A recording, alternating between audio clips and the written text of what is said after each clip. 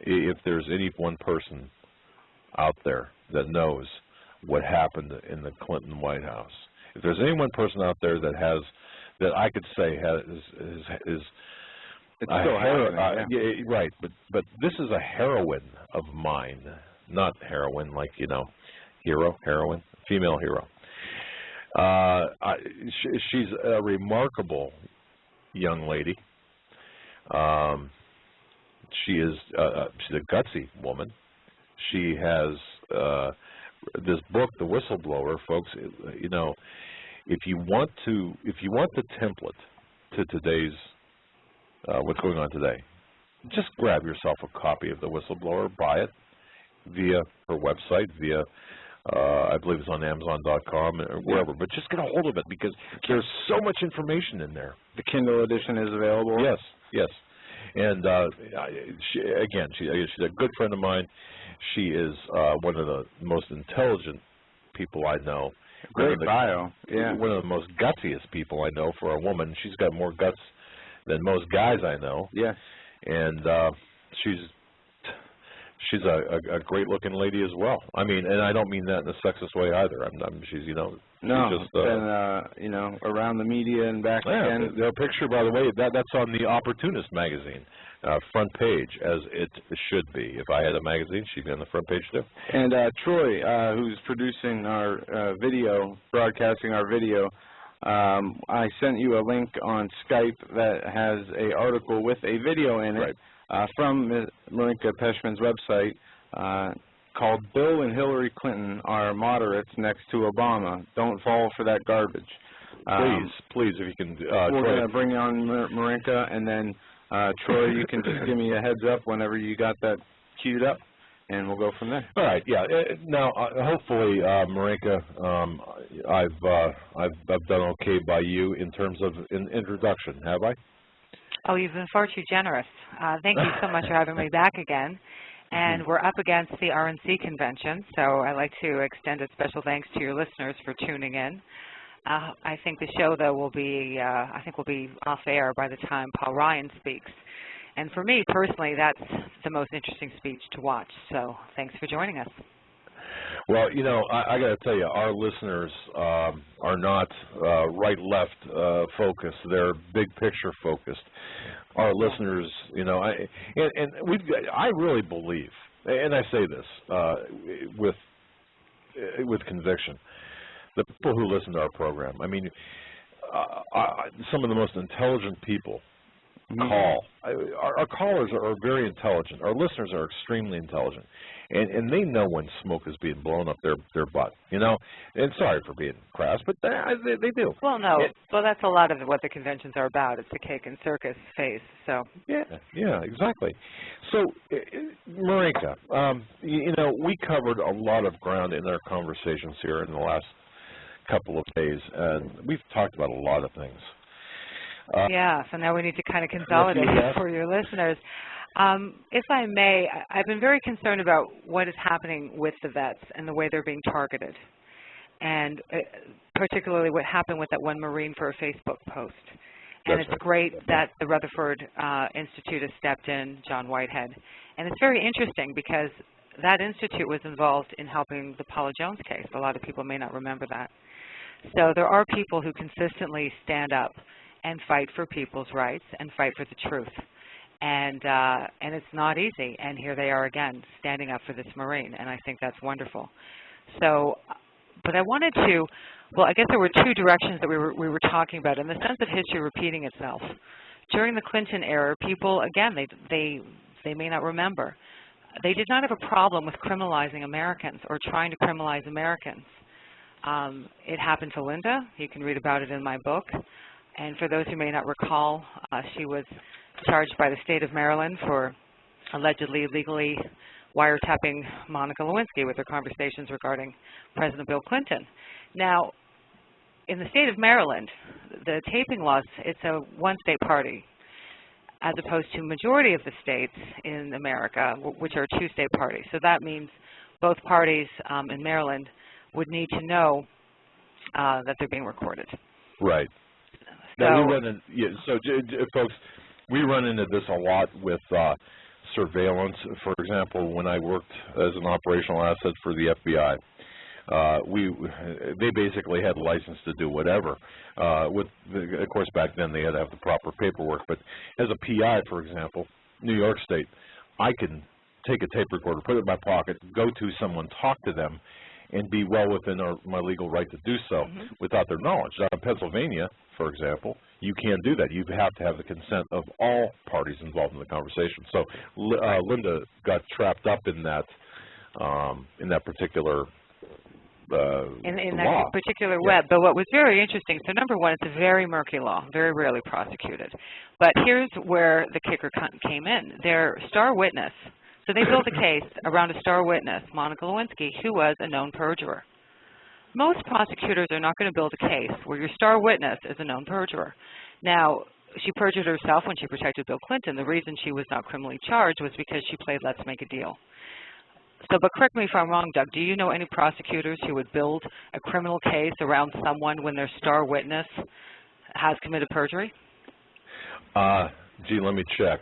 No. Yeah, you need a few minutes? Yeah. No,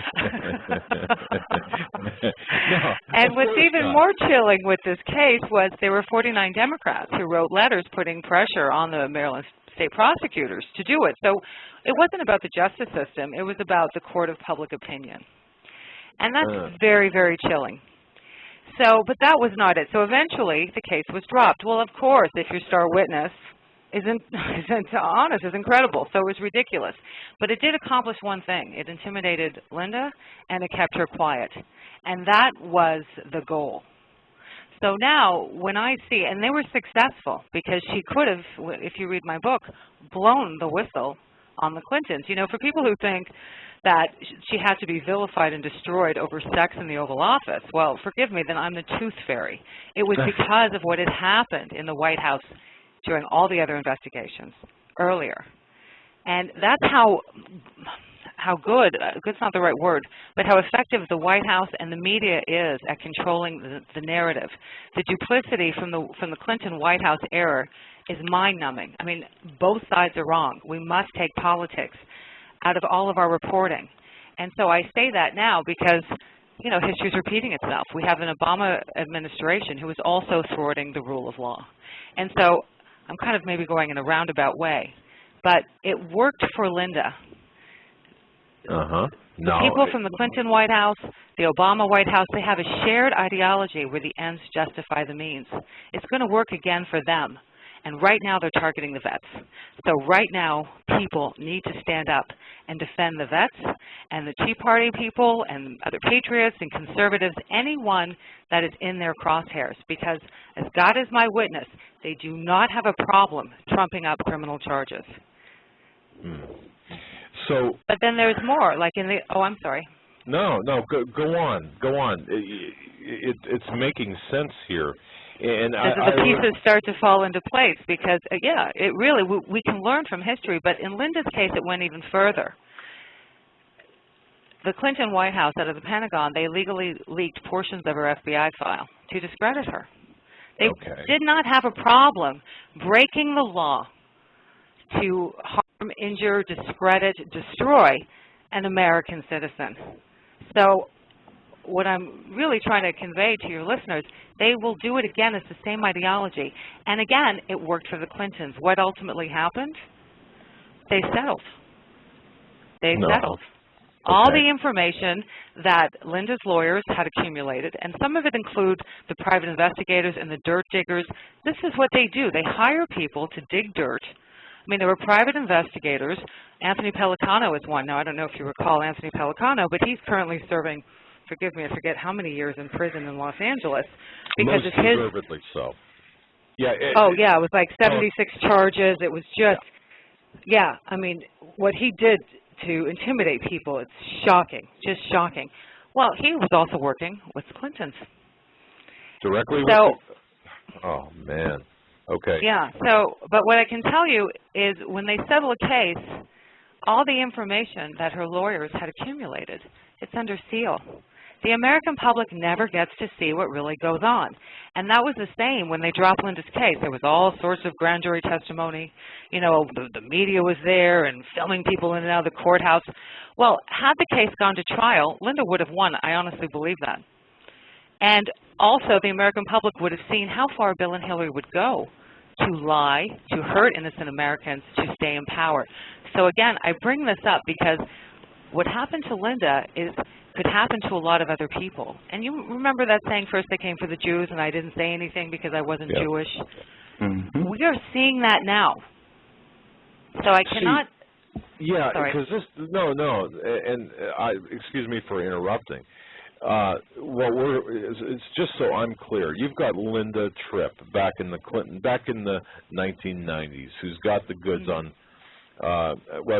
Ultimately she's talking to Monica. She gets the evidence. She's got the goods on Bill Clinton. Okay, but kind of all through that whole process, and we're looking. I guess I'm looking at the larger picture here. All through that whole process, ultimately what happens is, and correct me if I'm wrong or if I'm looking at this improperly, but in the pursuit of justice against Clinton for his deeds and the Clintons for their misuse of what I would call, well, you know, the FBI files and so on. In that pursuit, well, there was no justice there. No, and there's not going to be any justice in the Obama White House if people do not learn from history and stand up and demand justice. Thank you for completing that, because that's what I was kind of going for. That okay. I mean, how because I'm sorry. That we see, you know, athletes going to jail over steroid usage and lying to Congress over that, but we have humongous financial thefts that are provable. The people have committed perjury in front of Congress, and Congress has the right to arrest these people right there, yet choose to let them walk free. That's right. Yeah. And who's involved in the MFM Global debacle? I don't know what. John Corzine. And who profited? Bill Clinton. This is what happens when corruption is not held accountable. It grows. It gets worse. If you dodge justice, you know how to.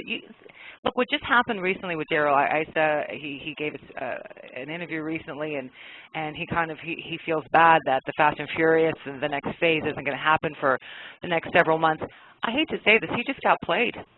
He fell into their playbook, the stall, the deny, the thwart investigators, withhold evidence. Those are all tactics. They're all documented in my book. Right. And he just got played. And I don't hold a lot of confidence that anything is going to happen to Eric Holder. No, I agree. I don't either. But let me ask you. I don't want to gloss over this. Who benefited MF Global, John Corzine? You said Bill Clinton. Yeah. Okay. Whoa. How so? Because he had brought in consultants to help MF Global, and they were all getting paid for their work, and he also received a fee. It was a monthly fee. All right. I don't think a lot of people know that. I mean, no, a lot of people don't know that. If you Google Bill Clinton, John Corzine, MF Global, it'll come up. And they are masters at smoke and mirrors, and they get paid very well for smoke and mirrors. And here we go again. Yeah, a lot of innocent people lost a lot of money, and it's doubtful. Yeah. I mean, what was it, $1 billion? Poof, thin air. 1.2 billion. Right, and where will Bill Clinton next week will be the keynote speaker at the DNC, and he will be putting President Barack Obama's name into nomination. Are we living in the twilight zone? Yeah, well, we definitely are. To round that out, throw in Carter and maybe never mind. But I get that. Wow. Well, see, this is what is so incredible to me, is because Bill and Hillary Clinton are being recrafted as moderates. And look, I don't have a crystal ball. No one can say for sure what will happen. But, you know, there's a school of thought that, you know, if Obama loses or, you know, the Clintons save him and what will happen. And you know, we don't know. What I do know is the Clintons are being recast as moderates. What I do know is I hear on the right how they miss the days of the Clintons. Yeah. And it's like, so you're missing the days of corruption where innocent Americans were targeted. And just because it wasn't you, it's okay. But now, because that corruption was not ever held accountable, it has grown. It's the ideology that these people share. It's almost musical chairs. It doesn't even matter who the person is. People with this ideology where the ends justify the means. It's the Lansky, Rules for Radical, the book dedicated to Lucifer that people try to say, well, who cares? I promise you care. Right. Please care. Because these people do not care about you. And if you're in their way, they have no problems destroying you. And we're seeing that now with the vets. Okay. And if that's not a giant red flag, I don't know what else to say. Yeah, and we've got a lot of ground to cover on the veterans because that's so important. But before we get into that, Marinka, let me ask you something. I've never seen anything like this before, and I've been voting since, well, I won't tell you when, but it's been a long time, okay? I'm watching the various conservatives, the people, the bastions of conservatives. I said bastions, okay? So are you being facetious? Are you being? I'm not sure where you're going. Yes, I am. Forgive me. It's just a serious question. But you know, I'm watching these people say, like you said, they miss the days of the Clinton, and the Clintons are moderates, and the how can that be? Help me with this. Help me. I was young, very young during the Clinton administration, but one thing that is always referred to when people talk about the administration was the economy. Well, yeah, the economy is good, Marinka. So if the economy were the way it is now during that administration, I think there would have been a lot more problems. But well, yeah, but people also forget, and again, because they're putting Bill Clinton as the savior, right? Right. And he was the president that presided over a successful economic time. Well, let's also remember what happened during his era. Bill Clinton, with the help of Republicans, this is a bipartisan issue, repealed Glass-Steagall. Glass-Steagall was, kept the banks from becoming casinos. When that was repealed, that's when the banks and all these hedge funds and all these other businesses literally became casinos and started betting with other people's money. Yeah, and that was a bipartisan bill, by the way, or a law. Completely. The Republican Congress with Bill Clinton repealed Glass-Steagall. It's interesting to me that Sandy Weil from Citigroup, who was probably like the person who benefited personally from the repeal of Glass-Steagall, and he's been named as one of the 25th, top people responsible for the economic crisis.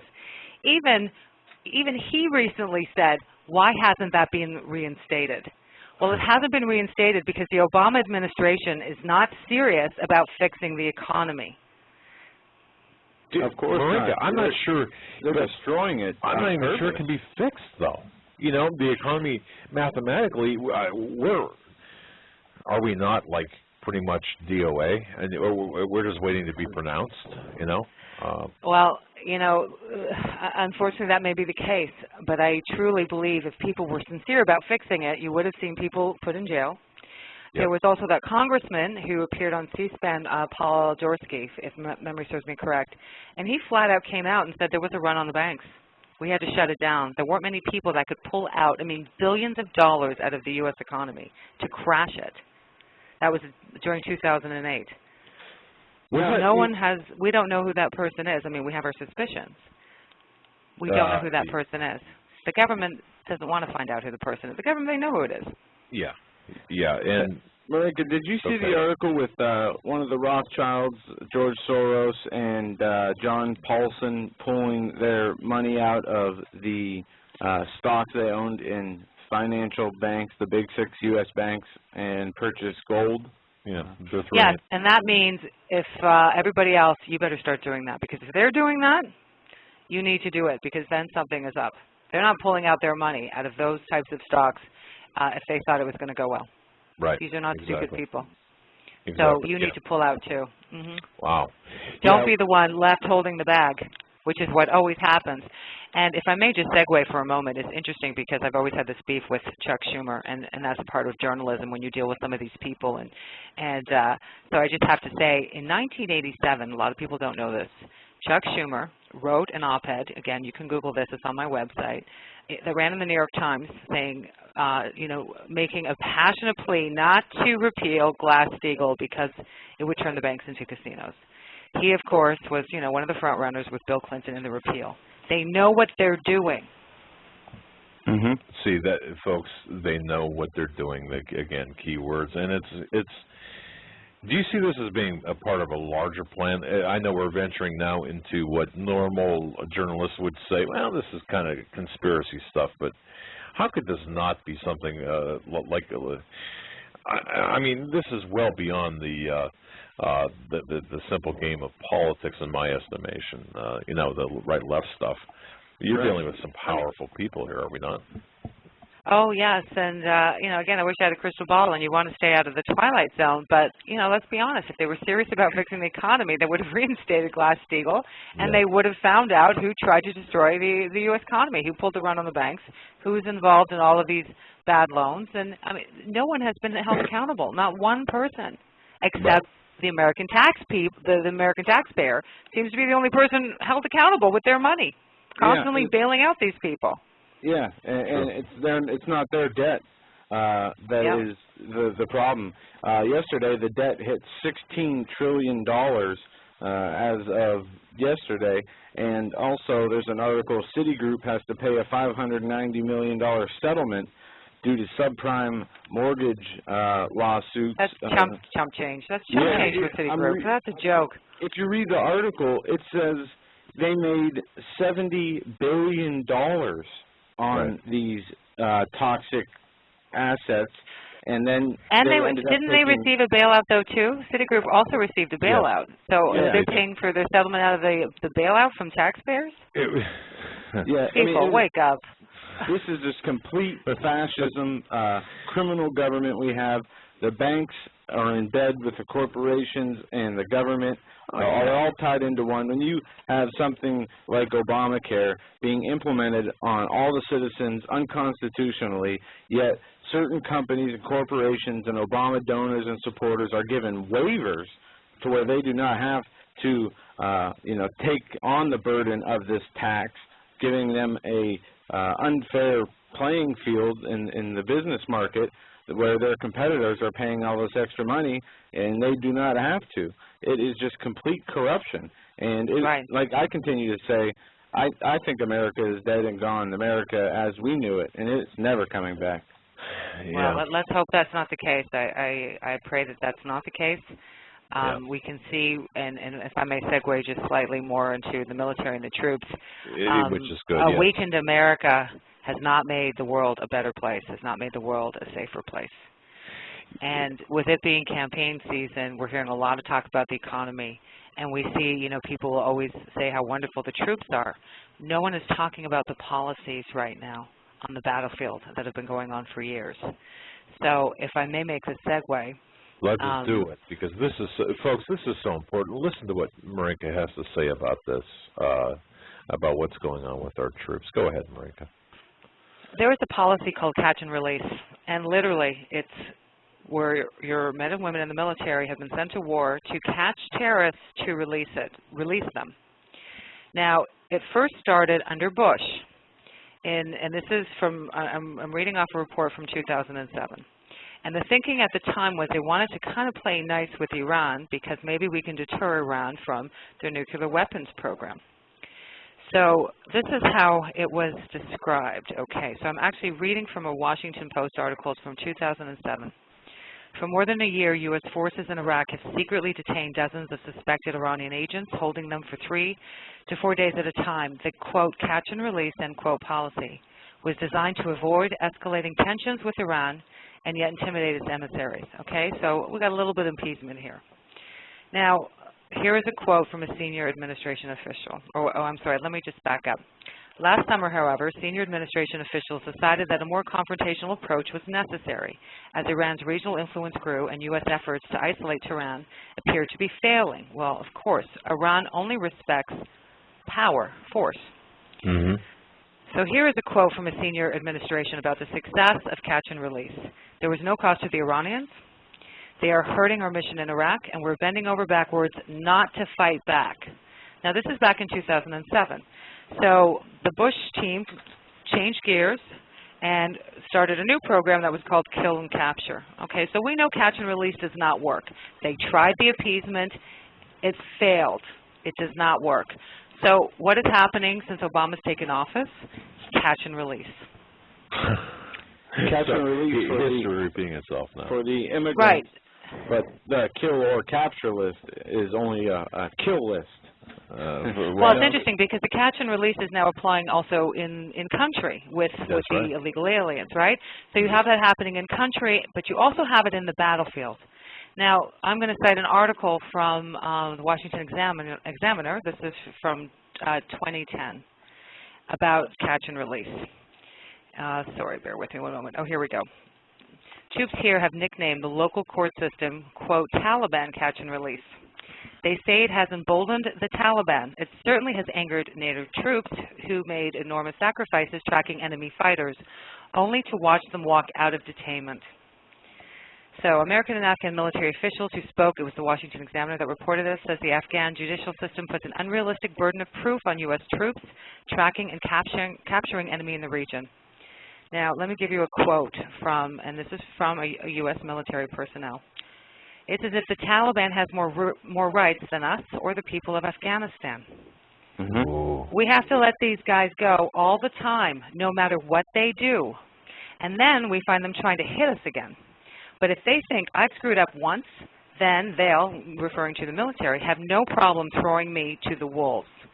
This is what's happening today, yesterday, tomorrow, for years with the military. They have been ordered, sent to war to catch terrorists, to release terrorists. So I am waiting for, during this presidential campaign for presidential nominee Mitt Romney, to ask the President Obama, why are you sending our men to war to catch terrorists only to release them? That's a good question. What the heck are we doing? Just engaging in a perpetual state of warfare for the sake of what? Well, that's how it appears because, you know, this is now what I cited is from 2010. We have confirmation. This is Vice Admiral Williams McRaven. He testified recently in the Senate Armed Service Committee about catch and release. It's happening. People in government know it's happening. Congress knows it's happening. It is not effective. It is not a way to win a war. Why has this been going on? For years.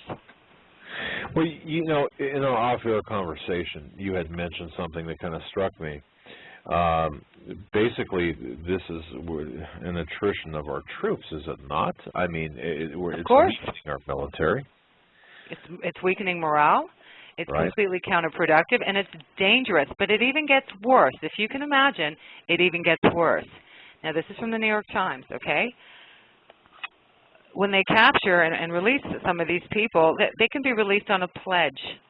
So essentially, they'll have like a 30-minute kind of sit-down with some U.S. military personnel and village elders, and if they vouch for that detainee, that they'll never go back to the battlefield and try to kill another American, we're going to let them go. It takes 30 minutes in and out. Now, how are the U.S. military personnel treated? A lot of people don't know. You have U.S. military personnel sitting in Leavenworth. Right. For war-related crimes. Now, some might be legitimate, some may not be legitimate. We don't know. What we can say is, do you think these policies might have had something to do with it? I don't know. Well, when you send people to, oh, I'm sorry. No, that's fine. Of course. You're exactly right. When you have a president that orders policies of torture and the people who carry out those acts are thrown in jail, yet the man responsible for giving the orders and making it, legal, even though it's not legal, he is walking around free, George Bush. Can you tell Marinka Joe has got a real thing for George Bush? But that's all right. I mean, it's George Bush and Obama and Clinton. It's this global international cabal of satanic leaders that has been destroying this country systematically. And they're not stopping. Instead, they're speeding up. We are seeing right in front of our eyes our country change at a pace Right. we've never seen before, not at least not in my lifetime. But you know, Marinka, see, but what you said though too, okay? People the soldiers sitting in Leavenworth for crimes. We're seeing soldiers come, or men and women come home minus limbs. Yeah. If they come home. If they come home. With PTSD, with psychological issues. I mean, what the heck is the plan here? Well, that's part of the reason why we're doing the show, is to try to figure it out, because we're going to put out the information and see if we can connect the dots. Yeah, okay. Because it just becomes even more sinister. So not only is there catch and release at the border and catch and release in the war zones, the Obama administration has been releasing terrorists since they took office. Okay? So here's an example from 2009. And this is, so here was the headline. Obama released a terrorist responsible for the brutal murder of 5 American soldiers in Iraq in exchange for the remains of 2 deceased British hostages. Okay? Oh, okay. Yeah. Now we have another one. Let me see. Also free under the Obama administration is Mohammed Jawad, a terrorist suspect, charged with attempted murder for allegedly throwing a grenade at 2 U.S. soldiers in Kabul, Afghanistan, back in 2002. So they're being released from Gitmo, right? Mm-hmm. So, I mean, there's more examples, but this one is very chilling. Now, I don't know if a lot of people remember this, but in 2007, there were some forces from the Iranian Quds Force, from the Revolutionary Guard, that were captured in Iraq. And that was huge for the military, because they knew Iran was meddling in diabolical, deadly ways. They were supplying weapons, and, you know, they had a lot of American blood on their hands. So for them to be able to catch people, that was huge. Well, Obama released them, too. And when they were released, this did not get the attention in the Western press as it did in the international press. Now, I don't know if you remember when the Lockerbie bomber was released. That made huge news. He arrived in Libya with Gaddafi to a hero welcome. The same thing happened with the Iranians. And, of course, upon their arrival in Iran, what were they chanting? Death to America. Yeah, I don't mean to laugh. It just keeps going on, worse and worse. And so I don't have all the answers. I'm putting out the information. Hopefully maybe some of your callers will call in, see if we can try to work through this. But now there's even more, okay? So, and I'm just giving you a couple examples. Or actually, there's a great one, because there are some people in Washington who are trying to make a difference. And one is Colonel Allen West. Okay. And he always speaks up for the troops. And just recently, and this was actually just this past May, he wrote a letter regarding another detainee, terrorist, insurgent, however you want to call them, to President Obama, and I'm quoting. On January 20th, 2007, while serving as chief advisor to the Asib Allah al-Halq insurgent group, Ali Musa, I'm going to not say his name properly, forgive me. Who can? I mean, really. I think it's Dadouk. Led a well-planned and coordinated attack in Iraq in which 1 American soldier, Captain Brian Freeman, was killed, and 4 were abducted. Those 4 soldiers, and I'm going to name them because people forget the names of the troops, and that's wrong. First Lieutenant Jacob Fritz, Specialist Jonathan Chisholm, Private First Class John Falter, and Private Jonathan Milliken were later found brutally tortured and murdered. As you are well aware, during the week of May 7th, 2012, an Iraqi court cleared this Lebanese-born senior Hezbollah terrorist of any crimes and ordered his release. Government officials in your administration inexplicably transferred Dadouk to Iraq custody before the United States withdrew from Iraq in December 2011. Government officials in your administration have stated in the past that the Status of Forces Agreement negotiated by the Bush administration tied your hands by requiring Iraqi citizens to be handed over to the government of Iraq before the United States forces left in December of 2011. However, since Dadouk was born in Lebanon and was in fact a Lebanese citizen at the time of his capture, this stipulation would not apply.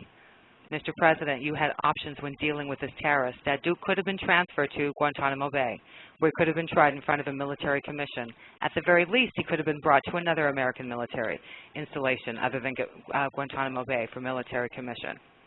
And this is the last part I'll read you. When you were elected president, when you were elected president, the American people expected you to provide leadership to protect our men and women in uniform and to accept criticism from foreign nation governments when doing what is right in the name of American justice. As someone who served 22 years in the United States Army and served in both Operation Desert Storm and Operation Iraqi Freedom, I learned that true leadership means making responsible decisions, not necessarily popular ones. So it goes on, but I think you get the point. Right. So the question is I think we're in trouble. Yeah. I think the military's in trouble. I'm sorry? I just wanted to say this about Allen West, and this is one thing that bothers me with a lot of the Tea Party leadership.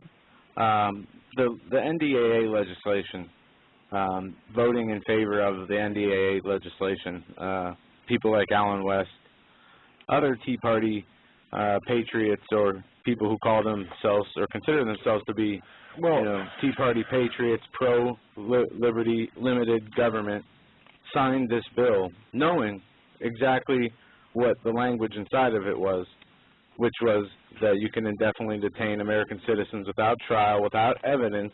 Yeah, well, let me translate for you, Marika. Joe's all hacked off at Allen West because he signed the NDAA legislation, which basically takes it. Didn't he come out and explain why and explain some of the language? Because I don't know all the details, so I can't comment. And Paul Ryan did the same thing, basically stating that it did not apply to American citizens. That turned out not to be true. But I'm not sure if that's what Allen West did. I do not remember. I'm fairly certain that's what it was, But again, you're talking with a young man who's got a real thing for Allen West only because over this one issue, that's the NDAA. And I realize it's a big issue, but we're talking about a lot of other things as well. But okay. But Marika, we've got a bipolar. I don't know, a bipolar policy, if you will, with this. It doesn't. It's counterproductive. Do you want to win this war or not? Because it's completely counterproductive. I don't know how you can argue. Sorry. What are we doing over there then? Why? I mean, are you in favor of continuing this course of operation? No, for me it's very simple. We haven't even gotten into the rules of engagement, but essentially the troops have always been very restricted on what they can and cannot do. To the point where it puts their life in danger in protecting themselves. And either you allow them to fight and do the job, or you bring them home, because they can't win under these circumstances. They can't.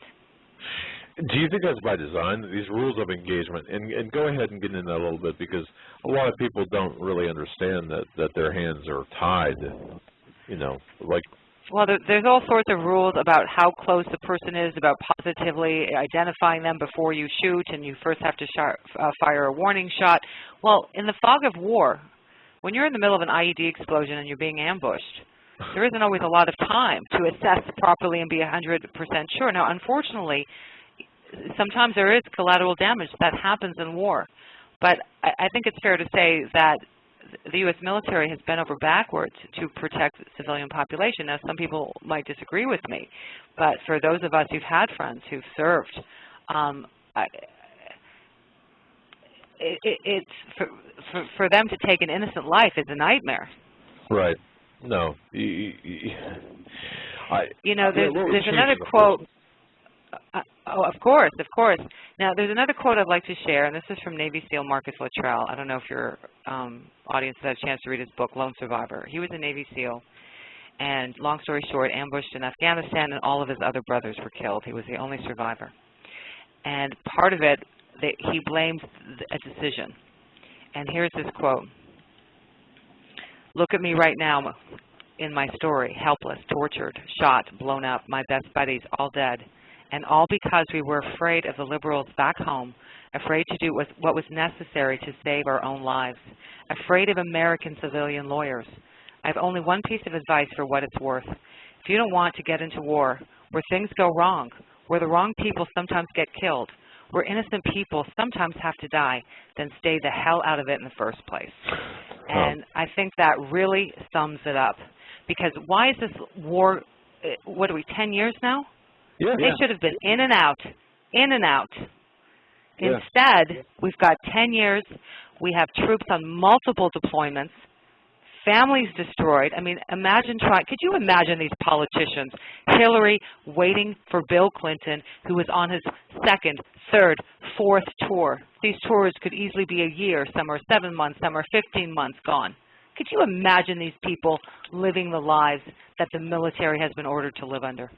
Oh, no, not at all. Not at all. So, and that goes, for all the policymakers. I don't just want to, on the right and the left, frankly, because anyone serving in Congress, this is happening.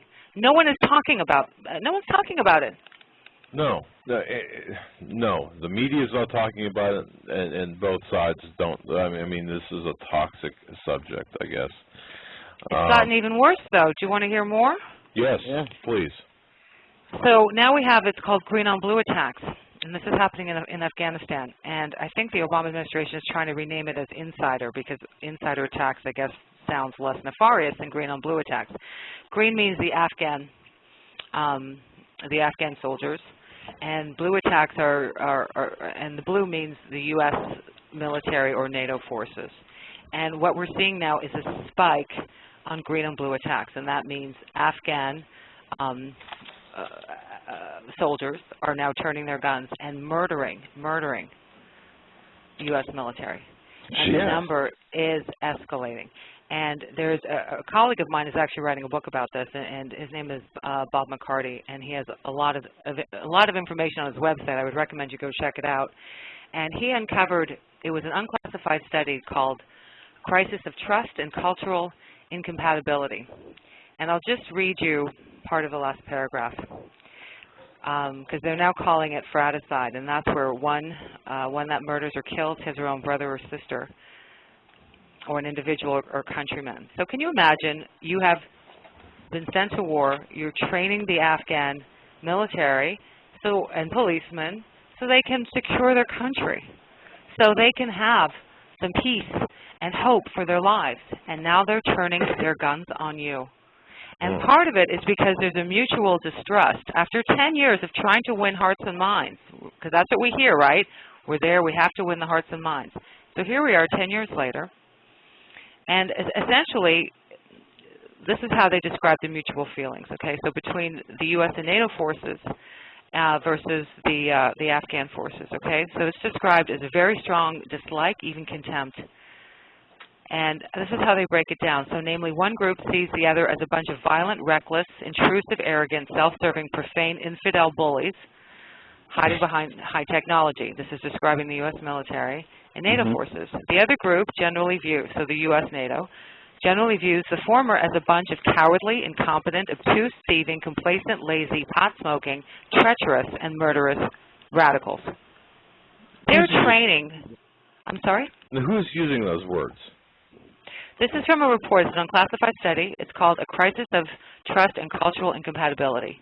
And it was written by, his name is Jeffrey Borden. He's a PhD. And this was published May 12th, 2011. And a colleague of mine, Bob McCarty, reported on this.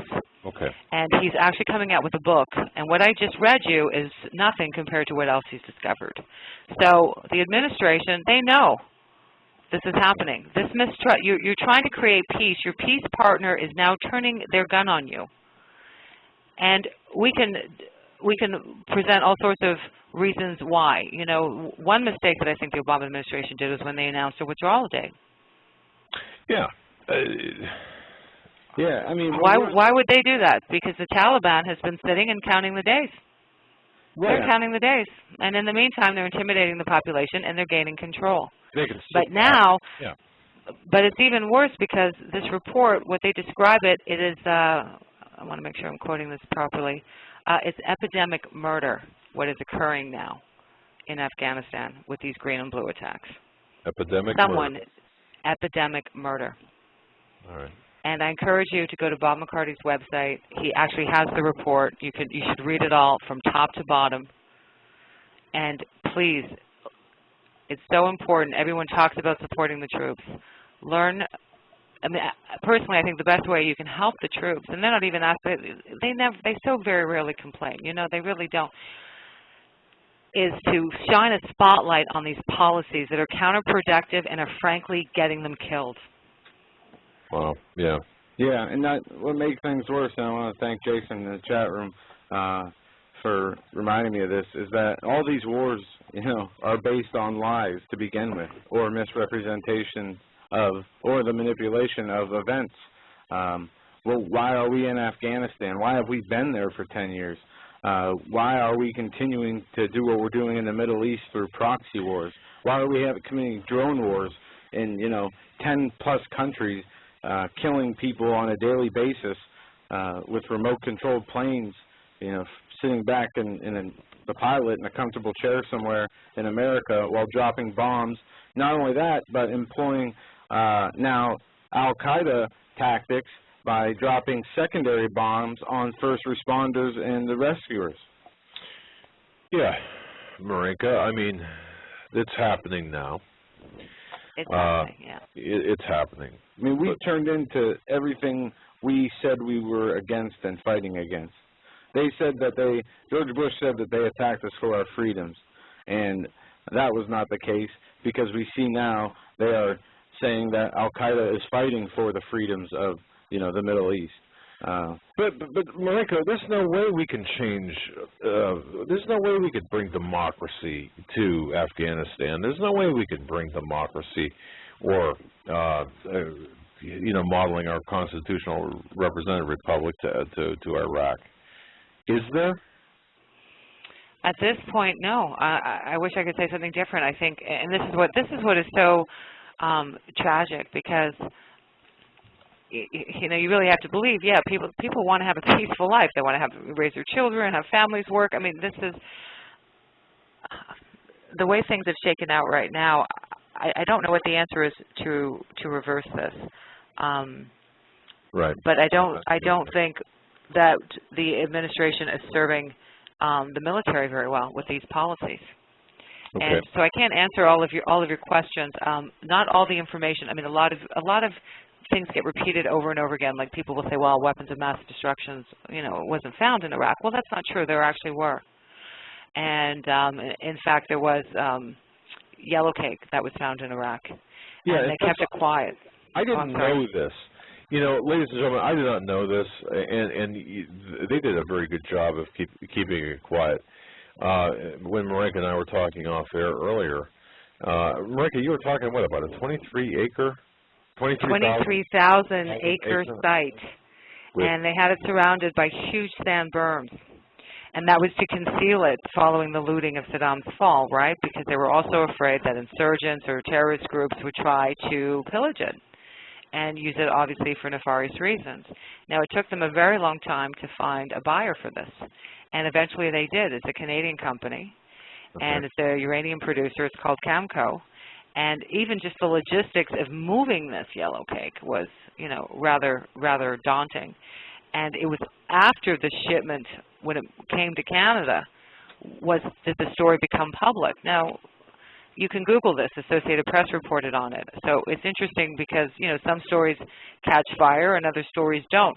In my opinion, that's a big story. That's a very big story, considering, too, the whole Joe Wilson incident and the yellow cake in Niger and all of, right. That went down.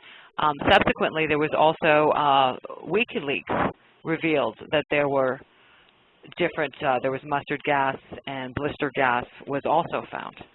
But what is, I don't want to say confusing, when this information came out was around the same time that President George Bush was promoting his book, and he was still apologizing about the weapons of mass destruction. It's like, they found it. You can't not know this. But he was still apologizing. Yeah, I don't know what to make of that. Why? Why not? Again, as we talked earlier, when he was making light of this at the National Press Club, saying, "Well, no, they're not. The weapons of mass destruction are not down there." Is this all just a dog and pony show? I mean, why didn't he say, "Look"?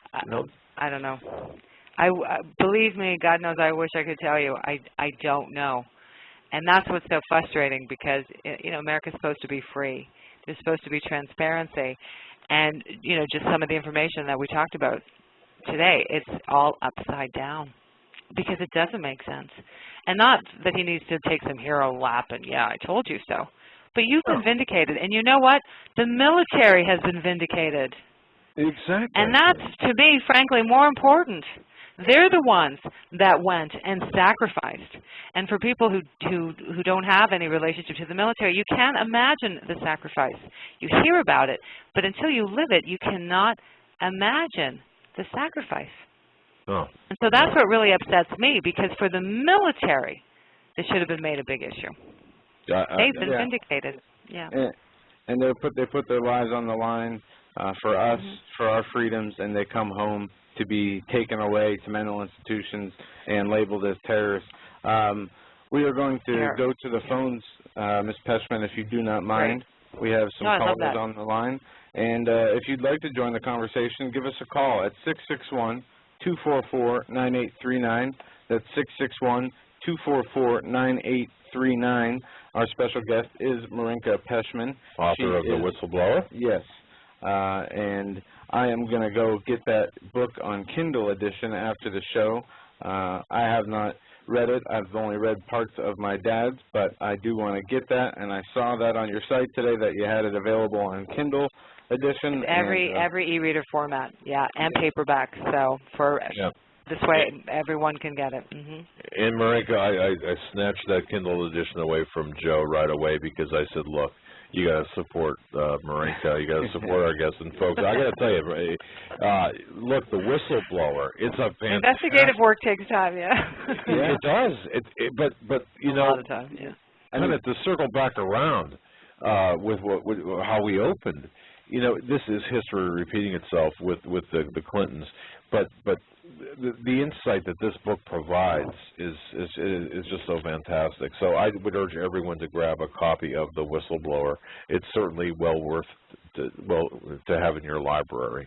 But go ahead, Joe, to the phones. And Marinka, thank you for being so gracious to take some calls here. Yeah, we're going to be going up against a break, so we'll take a call or two, and then we'll hit the break and come back with more calls after the break. Right. We're going to start here. We got a full bank here. We're going to start here with area code 484. You are on the air with the Hagmann and Hagmann Report. Hey, how you doing, Hagmann? This is Jim. Hey, Jim. How you doing? Hey, how you doing? Hi, Jim. Yeah, I was on with you guys yesterday with Greg and Steve. Yes. And I just the thing is, I let my father hear about it, and he's starting to wake up. But the thing is, he didn't sleep last night, I can tell. But I just wanted to make a word of encouragement that the main thing is that it's like a lot of other people are saying, it's more of a war on spiritual warfare that like is causing people not to even just wake up at a lot of these things. And I just had a question. Are you guys following Hurricane Isaac right now? Yes, I've been. I checked about 5 o'clock is the last article I looked, and they said that there was evacuations in Louisiana and possible flooding. There is flooding in Louisiana, 25 inches of rain. They're calling for evacuations. And the levees, I'm not sure how those are holding up, but I have not seen any bad news coming from that. But Jim, do you have a question for our guest, Marinka Peshman? Oh, yeah, I'm sorry. I had a question. Has he ever heard of a guy named Doc Marquise? Have I? No, I'm afraid I haven't. Okay. Why? What's up with that, Jim? I'll just email you guys about that. It's just a guy that used to be an ex-Illuminati witch and is exposing everything that's going on right now. All right. Very good, my friend. Thank you very much. Please send that. All right. Okay. Very good. Thank you, Jim. And folks, Marinka, author of The Whistleblower, and of course, MarinkaPeshman.com. That's MarinkaPeshman.com. If you have questions specific for her experience, for the topics that we're talking about, please give us a call. We'd love to. Marinka has graciously agreed to take your phone calls about her writings, about her time with Linda Tripp, and about her time in the investigation of all the things about Bill and Hillary, and how that's coming back today to bite us. Yeah, so. And how, I mean, the influence that Hillary Clinton has on our government is, you know, more than I think her husband had when he was president. We're seeing it. We're trying to see if that video clip is ready. Maybe we can play that clip. The video we talked about off air. Yeah, from Marinka Peshman's website, or the article here. Bill and Hillary Clinton are moderates next to Obama. Don't fall for that garbage. I'll post that in the chat room. And whenever you're ready, Troy, you can play the video, and we'll go to break. I don't know if he wants to run the whole video, though, because part of it has just captions. Okay. In fact, that's the wrong video, isn't it? Or no. Is that the video we talked about, Marinka? Yeah, the one on yeah, I mean, if you do the first 2 clips, but it's something that's probably easier for them to watch. I don't know. I mean, if you want to run the first part, I just think when you get to the captions, you know, that's just dead time. Okay. So we're looking at, let's see, I got the video up here. That's right. Obviously, how are people going to hear the captions? Yeah. Why don't you just post it on your website and people can watch it, because I think it's it's self-explanatory, because you're being deceived if you think that Bill and Hillary Clinton are moderates. All right. Yeah, Troy, hold off on that. We're going to post it on the website. Folks, we apologize. It's been just a rough day for all of us here. Yeah, we'll go to break. We'll come back, take your phone calls. Okay, hold on. And your phone calls and more with Marinka Peshman, our special guest on this Wednesday, August 29th edition of the Hagmann and Hagmann Report. Stay with us for hour number 2. We're going to tie this right together, and Marinka, thank you so much for hanging with us. Hold on just a minute, folks. We'll be right back after these.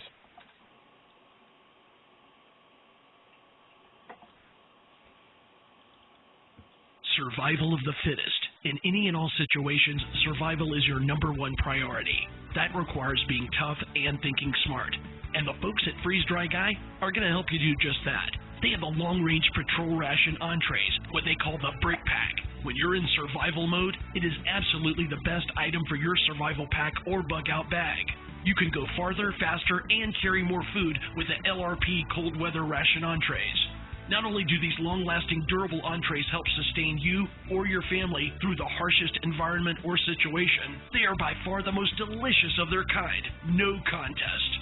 With a variety of tasty entrees, you can't beat the LRP Brick Packs. Let Freeze Dry Guy help you in your survival situations. Go to freezedryguy.com. That's freezedryguy.com, or call 866-404-3663. That's 866-404-FOOD. Hi folks, Doug Hagmann here. You might know me as the co-host from the Hagmann and Hagmann Report, or as a frequent guest on Coast to Coast AM with George Norrie. If you're like me, you're tired and confused over today's headlines. You just don't know where to turn for accurate, concise information about really what's going on, what's truly going on in today's society. If you don't know where to turn for accurate, well-researched, and properly vetted news, I've got a suggestion. In fact, it's a requirement. Bookmark Canada Free Press. That's CanadaFreePress.com on the internet. It's just not for Canada. It's for news across the world. Judy McLeod, founding editor, has put together a vast array of talented writers like Kelly O'Connell, Daniel Greenfield, Dr. Eileen Johnson-Powell, a lot of guest columnists, very talented writers. Folks, that's Canada Free Press at CanadaFreePress.com. Now mobile friendly. Follow on Facebook, because without America, there is no free world. If you're stumped, you don't know what kind of gift to give to a friend or a loved one, I'm telling you, you must go to 4physics.com. That's the numeral 4, PHYSICS.com. This is your one-stop shopping palace. That's the only way I can put it. I could spend easily an hour on this website. Innovative, fun, educational. There are games, books, weather instruments, unique time-telling devices, jewelry, optical devices, laboratory equipment. Let me give you an example. We all know we can tell time with a sundial. You've seen those advertised. Did you know that you could tell time by the stars? At 4physics.com, you can buy a horologium nocturnum. This was a navigational device used in the 15th century by navigators at night to tell time by the stars. It's beautifully crafted in the shape of a pendant, made of bronze and pewter, or gold and silver. Absolutely a stunning gift. I would be proud to give it to anyone. You must go to 4physics.com. Even if you're not stumped, that's 4physics. That's the numeral 4, PHYSICS.com. It's your one-stop shopping palace. Any problems that you have, I don't know what to get Grandpa, I don't know what to get my loved one, that's unique, you will find it at 4physics.com. Please take my word for it. Go to the website, but give yourself a lot of time because you're not going to want to leave. 4physics.com.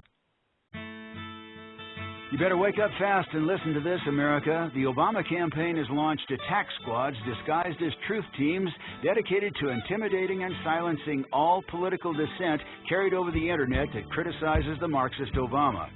Truth squads specifically focused on covering up Obama's endless trail of lies, corruption, and subversion, and using the Gestapo power of our own government to police and censor the Internet and shut down websites that dare to carry the real truth about Obama's Marxist coup. Remember the names of these Gestapo-style agencies at work right there in your neighborhood: KeepingHisWord.com, KeepingGOPHonest.com, and AttackWatch.com. KGB, SS, and Gestapo-style police-state gangster organizations at work to silence the important voices of patriot dissent, some of which have already been shut down by Obama's orders. Adolf Hitler would have been proud. We're the 21st century Tea Party patriots.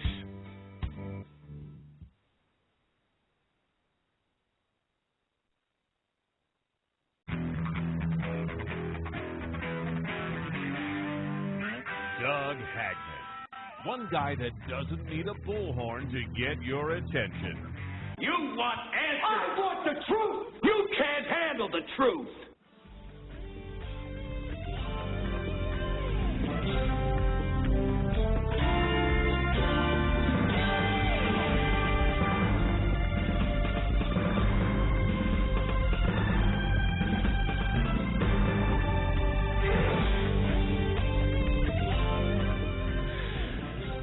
Hey, welcome back, folks. Hour number 2 of the Hagmann and Hagmann Report. Marinka Peshman is our special guest. Visit her website, marinkapeshman.com. We're going to have an article about Marinka in our interview up here on our home site at homelandsecurityus.com.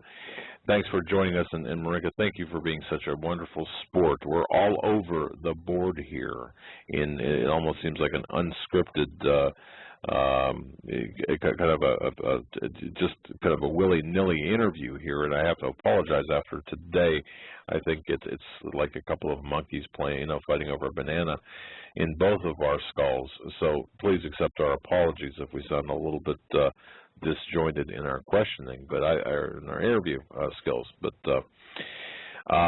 you've given us a lot of information, but I've got to come back to something. Are you back with us, Marinka? Oh, you know what? I have to fix it too. Okay. Here we go. There she is. We cut you off, Marinka. I'm sorry about that. Are you back with us, dear? Yes. Can you hear me? Yes. Okay. You were talking to yourself there for a while, weren't you? Oh, it was brilliant. I'm sorry you missed it.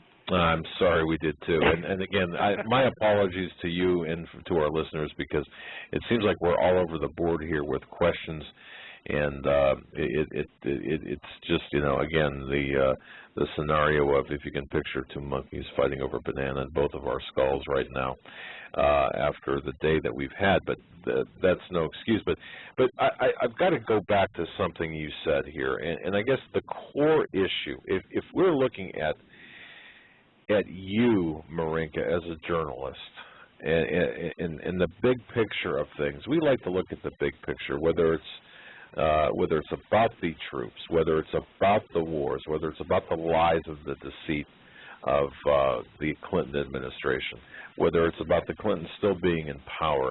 We still see, and I guess to grab onto the big golden ring that's out there, and say, this is what is really going on. How do we tie this all together? I guess that's my, it seems like we've gone from the 90s to 2012 with a continuity of agenda here. You know, the Clintons had this disdain for the troops, didn't they? Yes, they did. Now we've got Obama that's got this disdain for the troops, and in the middle we had all rah-rah for the troops, but sent them out as cannon fodder with restricted rules of engagement. I'd also like to point out, a lot of people may not remember during the Clinton era when he sent troops for Bosnia, they were under UN control. See, and yeah. Now, Marika, that's something. How can we possibly and feel my frustration, please? Feel my frustration. How can we possibly allow this to happen to our men and women in uniform, to put them under UN control? It's wrong. Yeah, it's wrong. They didn't take an oath to the UN. They took an oath to the United States of America. Okay. All right. But is this the brainchild of, I mean, this didn't happen overnight. And of course, this acquiescence to these rules of engagement, which are more UN-ish, I guess, wouldn't you classify that? Yeah, that's, well, because the UN troops, they have a very hard time, too. They can't defend themselves. Okay. All right, but I don't know. I'm just looking at this from the larger picture perspective. Well, the larger picture, it's the ideology. It's their progressive ideology. It's the social justice where they know how everyone should live. I don't know how else to sum it up. It's they know better than everybody else on how they should live their lives. And you know, you want to say, well, no, they don't want to hurt the country. I don't know how you can say the opposite anymore. And just based on the facts, you know, stay out of the twilight zone. It's almost as if whatever the Clinton administration did, they laid down this groundwork, and it's just been accelerated now with the Obama administration. But then in between, you know, there were some things that Bush did that you could go, okay, I get it. And then on the other side, there were other things where you're just like, wow, how did that happen? And I wish I had the answers. I don't. But we can see that America's being weakened right now. I can't imagine anyone disputing that except, you know, a few, maybe Chris Matthews. I'm not sure, but... Thanks for that. No. I know we need a little levity because it frankly doesn't make sense, but we have to stop. You know, we can't keep our head in the sand. And right now, especially because of that the troops we know are being targeted in country, please know they're also being targeted out of country. And don't forget about them because they need the support of the American public right now. You know, there seems to me to be such a divide between the American people and the ruling elite. We've got two completely different agendas. Now, I'm with the people, so... As we all are who are listening, except those who have implanted themselves, you know, in our midst. But one question... Well, oh, I'm sorry. Go ahead. No, go on. Well, I was just going to say, I can't imagine sending anyone into war under these conditions. How do you sleep at night? I don't know. I mean, I have an idea with that one. I know that these people, most of them seem to be Luciferians worshiping evil, having their ceremonies of the cremation of care where they burn, you know, effigies of human beings to, you know, get rid of the cares with their satanic rituals.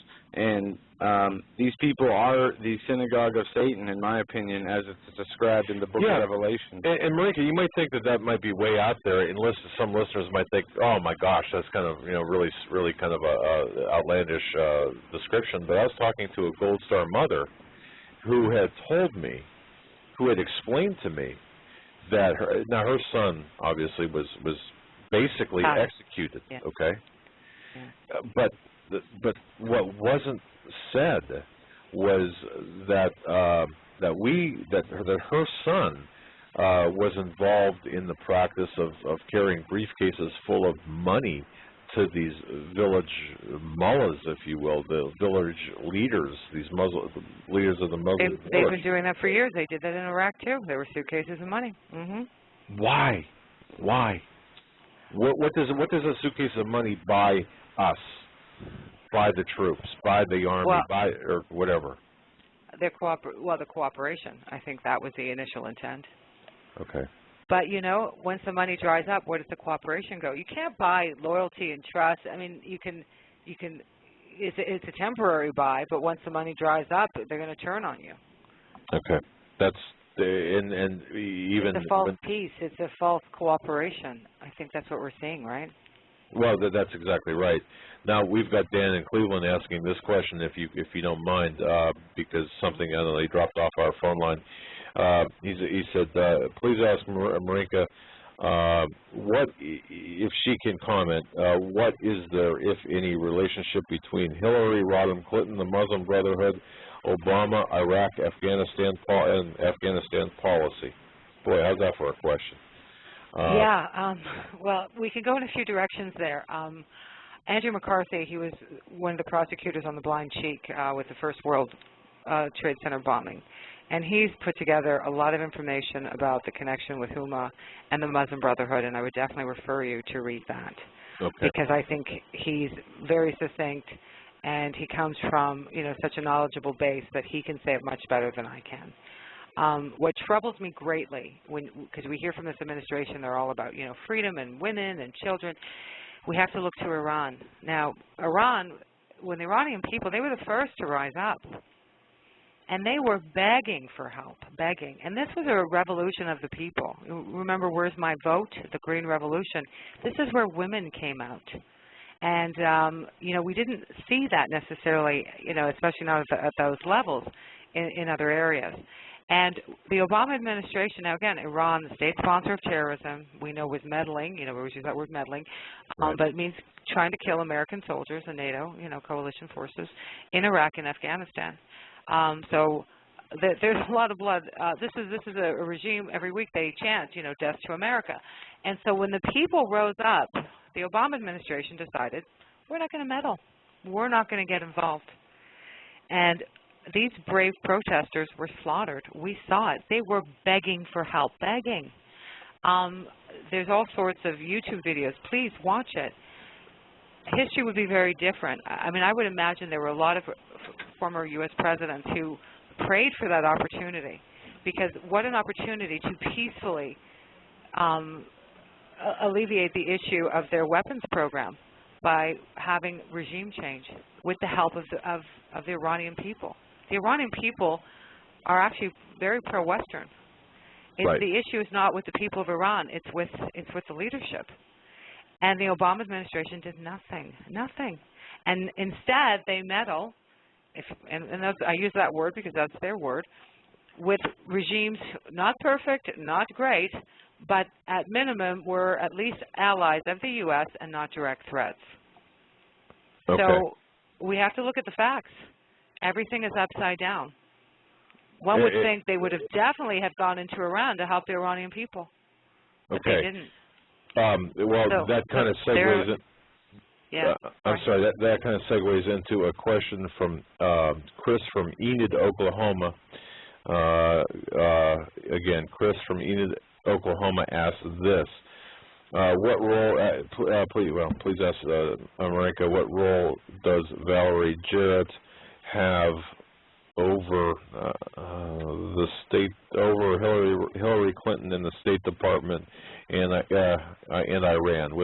I believe what he's trying to ask is, based on your investigation, your knowledge of Hillary Clinton, now part of the Obama administration, in particular having Huma as well as a body person or as a chief of staff or whatever her position might be, and having Valerie Jarrett in the White House. Well, it actually goes back to the ideology, and so the YouTube video that you're going to put on your website, it opens with a clip of President Clinton speaking in Davos, and he admires the Iranian elections because they consistently vote 70% for his people that he associates with, progressive liberals. So there's a kinship of this ideology. It's a very controlling, dominant ideology.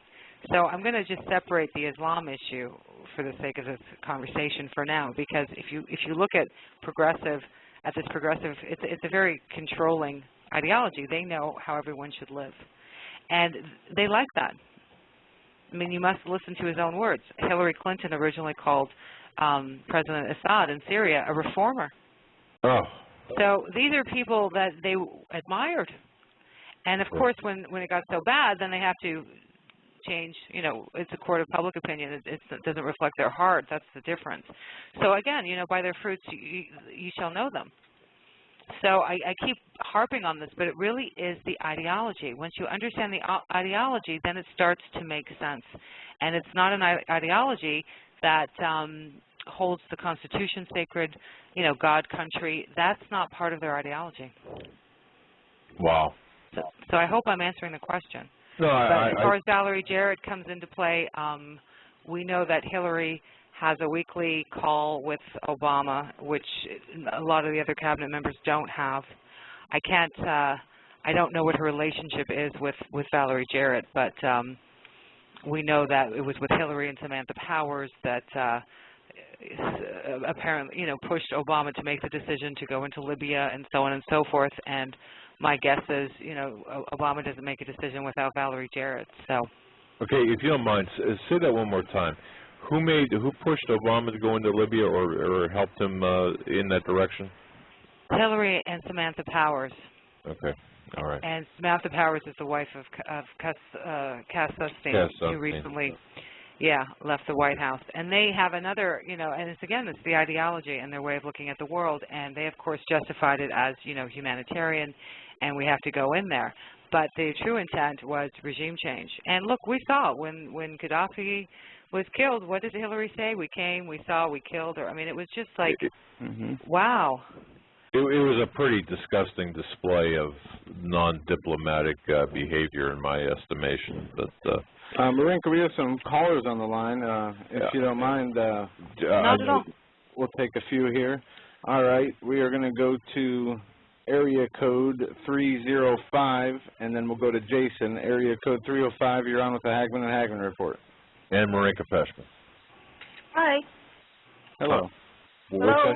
Do you have a question for Marinka? Yes, I do. Marinka, I just wanted to ask you the connection between Hillary, the Rose Law Firm, Linda Tripp, and the death of Vince Foster. And is that connected to the Monsanto lawsuit that was through the Rose Law Firm, which is now Monsanto seems to have a real toehold into the White House and is taking over with the GMO foods and kind of running out all the small farmers? So that's kind of my question, the mystery of Vince Foster and his death, and how after he died, standing from the Washington Memorial, you could see written on the lawn, Foster murder, and it was written in fertilizer. And I just seem to, in my mind, see a real connection here with the Monsanto takeover and the big profits being made with running out all the small farmers and taking over the farmlands, and this major drought that's going on that's running small farmers out of business. That's it. Okay. Wow, that's that's quite a question. The Monsanto connection, I have to be honest, I'm not overly familiar with. Were they representing Monsanto in Arkansas before they went into the before? Yeah, Monsanto. This was before they were elected, right? Before they were elected. Okay. Oh, well, then that would make sense. Yeah, there are many problems with the Vince Foster investigation, and I think the most troubling one that everyone can agree with is the White House unequivocally did everything they could to obstruct the investigation, both in the White House and, again, at the location where his body was found. And it was really, and I read about this in the whistleblower, where freedom of speech came under fire because you weren't allowed to ask common sense questions about this case. If you did, you were attacked, you were vilified, you were marginalized. So hopefully one day we'll have the true story of what happened. Now, Linda worked with Vince Foster in Hillary's counsel's office. She was not associated with the Rose Law Firm. She worked directly with Bernie Nussbaum, who was also counsel to the president. But the question that's never been answered, because, of course, we're not allowed to ask questions about the Vince Foster case, and they tried to blame his death on the Wall Street Journal editorial department as well as depression, was we know that Vince handled the Clintons' personal affairs. Even though his job was to serve the American people, we know this. This has been confirmed time and time again from even people within the administration. So the question obvious, and maybe you are onto something that I need to look into, frankly, because... Yes, would you please? Why would a man... Yeah. Intense. I mean, I'm just like this. If you look at the connection with Monsanto and all the people that are now in the White House, that are in power, and they all seem to be profiting off of Monsanto, and Monsanto is currently taking over the world with big farming and just kind of mowing everybody over and forcing everybody into the GMO, and big profits are being made. And it just seems to think a trail going way, way back. Oh, it always does. It always does. And I've read the same reports, too, of how they sue farmers if the wind blows and some of their stands cross-pollinate. I mean, they cannot control the wind. And it's just frankly outrageous what they're doing to some of the farmers. Yeah, and the lawsuit connects down to a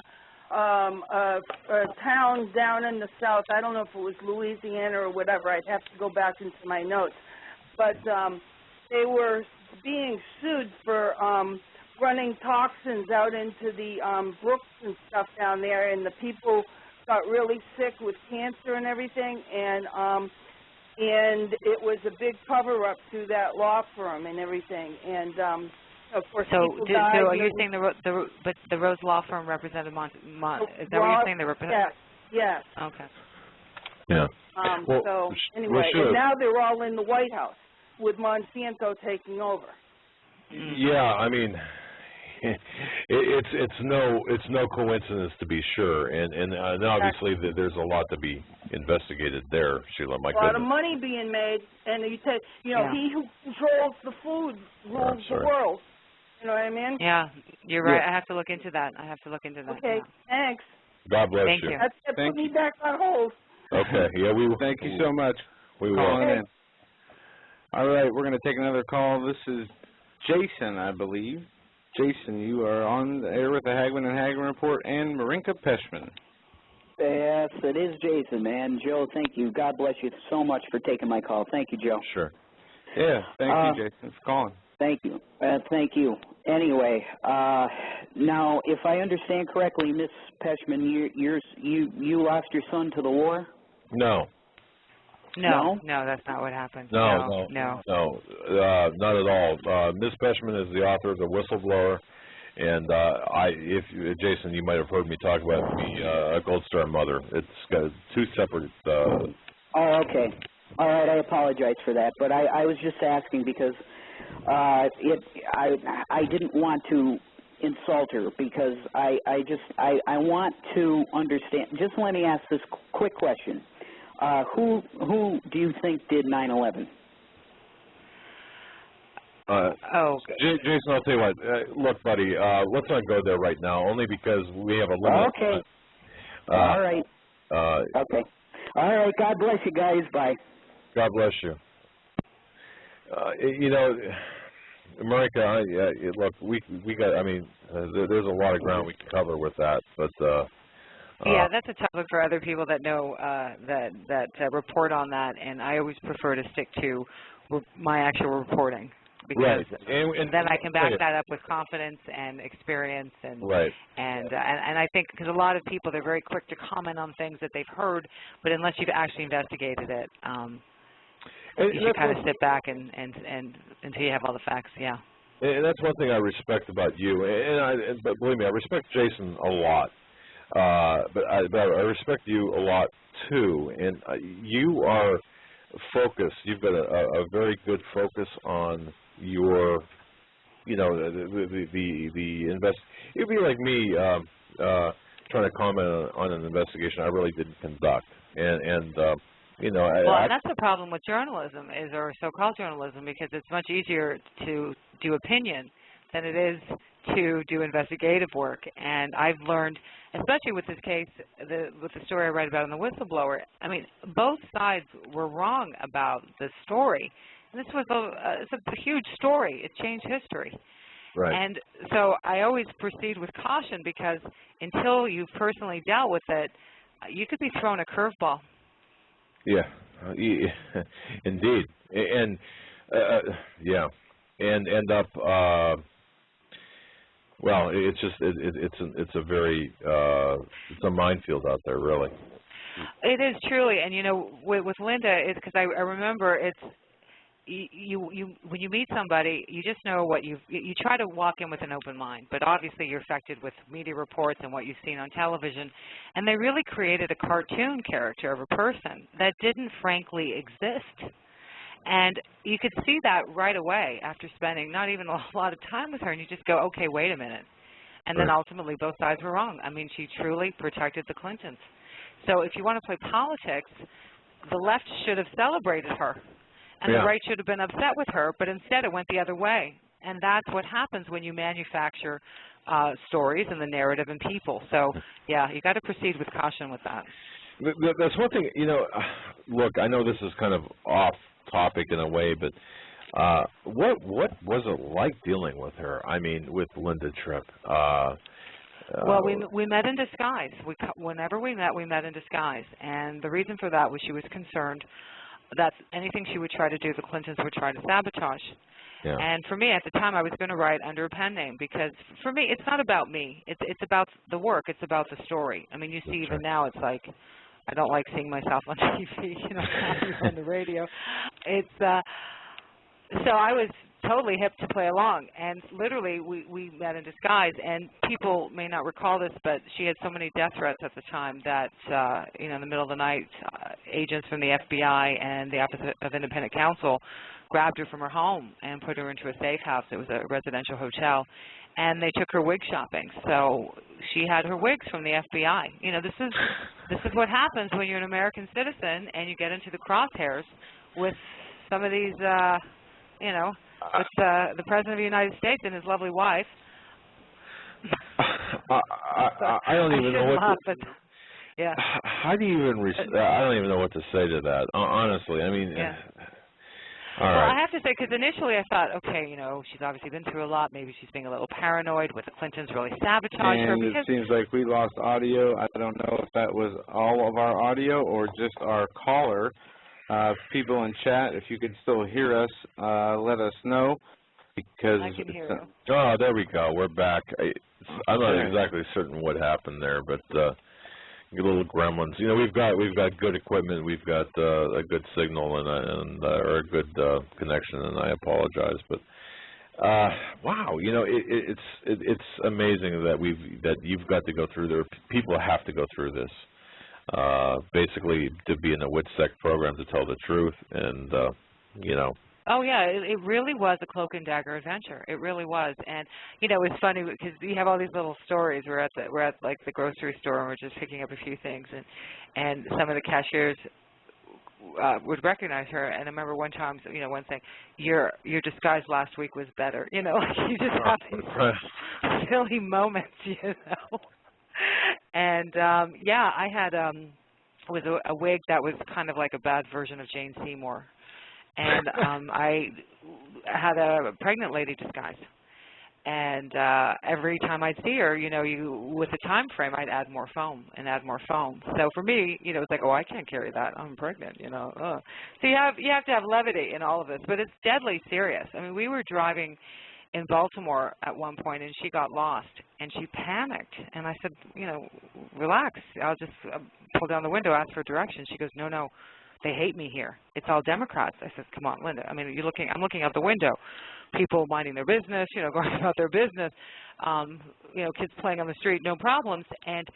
But this was no act. I mean, the damage that the politics of personal destruction, I cannot tell you what it does. And literally, I mean, her heart was racing, and she ended up calling her lawyer for directions because I said, you know, I rolled down the window. She turned her head to ask for directions. And the person who I asked, you know, didn't know, and she called her lawyer, and it was just, you know, behind the windows, put down the hat, terrified. It is a horrible way to live. You know, I don't know if you ever feel safe after receiving those kind of death threats and the media attention that she received. I mean, it's terrible. Well, and it was heartbreaking to see. Yeah, I guess that's what happens when you when you go against the chief executive of the United States and his wife, you know, to get on their bad side. Well, no, and unfortunately for whistleblowers, we've got to be honest, there is no safe haven. You know, the government, they talk about, oh, we protect whistleblowers and there's whistleblower protection acts. Look what happened to the Fast and Furious whistleblowers. You know, shut down, they retaliate. So, in the same breath, though, with what's happening in government and all the problems and the reports we're getting out of the DHS and so forth, now is the time that people actually have to stand. But yes. You have to be prepared to walk away, and you are on your own. I mean, there are people, there's journalists, there's other whistleblowers that will help you. The government's not going to help you. I wish I could tell you it's different, but it's not. When you say the government's not going to help you, you mean any federal agencies like the FBI and you know, any good guys, so to speak. They're not going to help you. Well, I mean, in Linda's case, she had some help originally from the FBI and the Office of Independent Counsel, but ultimately, and that was for, you know, and at that time it was critical, and they definitely protected her, and they, you know, she needed protection, but there will come a time where you're on your own. Yeah. So, and I don't want to dissuade people from speaking out because, you know, someone who speaks out, you speak out, Joe, you speak out. You have to make a decision how you want to live your life, and you have to draw a line in the sand because looking the other way, the problems are just getting worse. And what kind of world do you want to live in? Because I don't want to live under the thumb of any of, you know, the Clintons, Obama, this progressive ideology. I don't agree with it. I don't want anything to do with it. Well, and nor do we. And Mario from Brooklyn, okay, has sent me an email asking me to ask you about the whistleblowers under Obama, how Obama cracked down on the whistleblowers, and you kind of answered that, I guess, as in a way. You're on your own, but you have to do the right thing, and this is what really concerns me. And it was the same, you know, people, they thought it was exaggerating when Hillary during the primaries, right? And how she dug in. She was not going to concede. She fought and she fought and she fought, and I kept saying she has to. They have to stay in power because if they're out of power, they could actually be indicted. And for me, it was such a lost opportunity when the Bush administration came in because everyone played nice. They all extended bipartisan hands and everyone made deals. Well, because no one was held accountable. We have Hillary Clinton as Secretary of State. We have Eric Holder as Attorney General at the Department of Justice. You know, there's consequences for this. So for me, it's they need to stay in power because if they're out of power, they could actually be held accountable. So they will dig in. They definitely, and Obama's going to dig in. Brace yourself. I mean, just for looking at this through a historical perspective from U.S. presidents, you know, George Bush, for one, Bill Clinton, you know, these people have committed crimes and were not prosecuted. I just, the way I see it is that they have immunity. They will, what is it that the presidents do when they come in or right before they leave? The next president always pardons the... Pardons, yeah. There's definitely a special justice system. There is. And that's the complete opposite of America, because if you or I pulled, you know, what the Clintons and Obama's pulling, we would have been put in jail or held in contempt years ago. That's right. So there definitely is, and that's another reason why people have to stand up. Do you want to live under this? Because before people could ignore it. Well, it didn't affect me. It's affecting everybody now. So now is the time. People need to stand. And the one thing with Linda, document. If she didn't document, and if Monica Lewinsky didn't document, they would have been completely destroyed, as opposed to at least now having a chance. Completely destroyed. They have no problem. I mean, you know, even Monica, she was this young girl, and they created this whole this whispering campaign. She was mentally unstable. Where did we hear that? Now we're hearing that with the vets. Exactly. It doesn't matter where you are. Nobody is immune, and you could be next. Do you think Monica Lewinsky thought that the White House would start a whispering campaign that she was a nut job? Do you think the military who serve their country honorably, taken extraordinary risks, followed orders, would come home to be called nut jobs by this administration, people have got to wake up. You have to stand. It's not easy. We know from experience, but you have to stand. Yeah, indeed. We got a question. I got a question, go ahead. Ms. Peshman. In Clinton, before the Monica Lewinsky scandal came out, if I recall the details of the story correctly, they had announced that somebody with the initials ML, I think it was. There's a White House intern that worked at Starbucks in Georgetown. Yeah. This Starbucks was 6 employees, I think, all were killed. Yeah, you're referring. There's a list of people that have circulated that apparently it's what they call the Clinton body count. Yeah. And that specific Starbucks, case that always sticks with me whenever I think there were arrests made on that, but I think the individual that's asking the question wants to know if you have any particular, am I right? If you have any particular knowledge about or anything to say about that, about the Starbucks? No, I just know it's the arrest, same thing as you. Okay. Sorry. All right. Okay, and I do have another question from somebody who sent me yet another email. By the way, Bruce from, I don't know if that's Bruce from Minnesota. He said he's going to buy your book. Thanks, Bruce. But he's got a question. How much influence does Bill Clinton have currently in the Obama administration with respect to policy?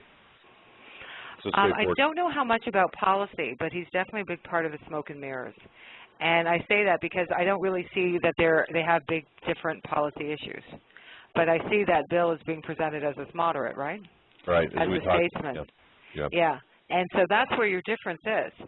But look, he sent troops and they fought under the UN. So does he have a problem with Obama ceding sovereignty to the UN? No, they have the same ideology. Okay.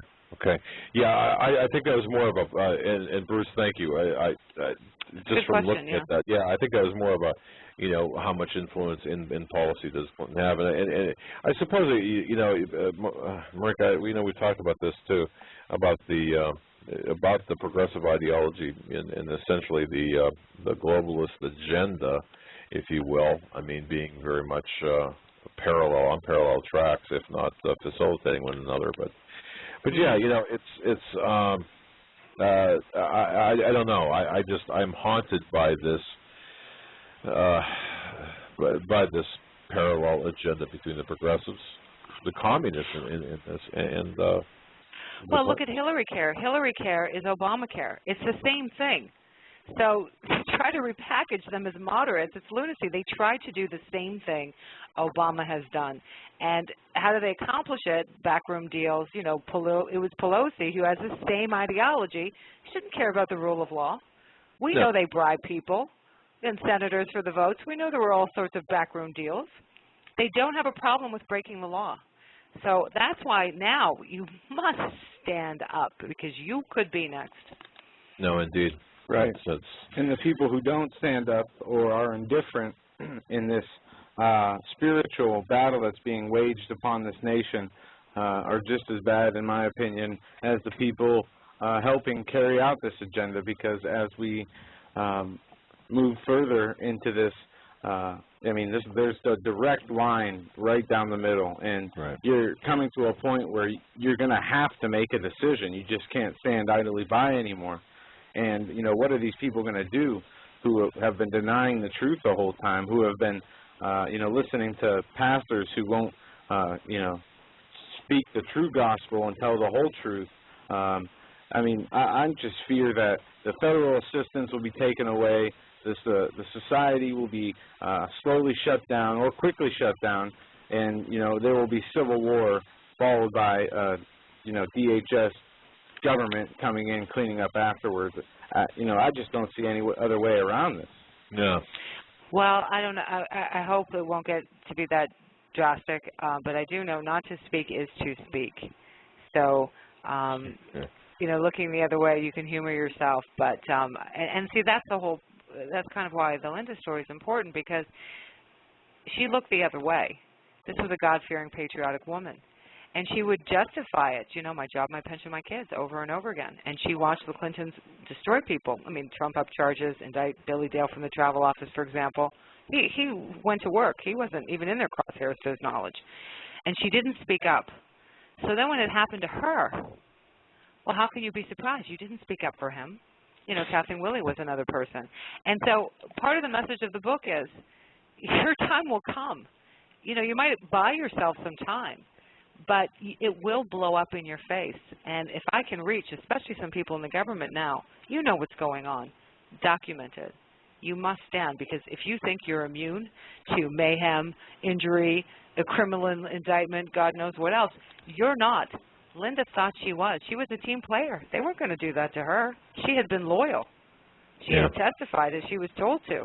She followed orders. How many times do we hear that? Oh, I was following orders. Well, if you know it's against the law, so that makes it okay? Because you're following orders? Yeah, that's not right. When you serve under corruption, you become just as corrupt. And that is a big message of this book.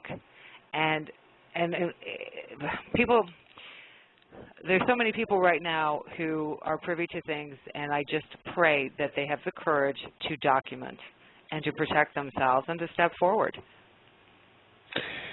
Marika, I've got one last question here for you. This comes from out of Nebraska, and Beverly from Nebraska. Let me ask, or she asked, and I want to ask you this as well. Do you think regardless of who gets in November, do you think anything will change?